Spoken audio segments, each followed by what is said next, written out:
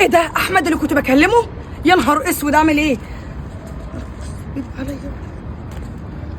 ايوه يا حبيبي، ازيك عامل ايه؟ انا مستنياك من بدري، انت فين؟ لا قول كلام غير ده. ليه؟ هو قال كلام ايه بقى اللي مزعلك؟ مين ده يا بت اللي انت بتكلميه؟ حبيبي. حبيبي ورجالي ده ازاي؟ ده انا مش فاهم. ده انا 7 سنين حب يا بت، انت عايزين ارفعهم لك ولا ايه؟ وبعدين انت مالك اصلا؟ والله مالكش حكم عليا. ماليش حكم عليك، يعني 7 سنين كده من عمري راحوا عليكي؟ ده انا شقلاتك. كان ما بقاش فيه. ده ازاي ده بقى؟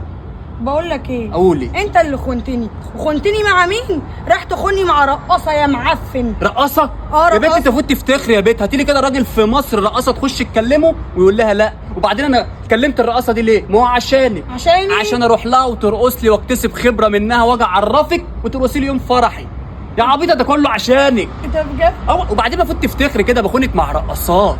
دي حاجه كبيره دي يا بنت. انا ظلمت.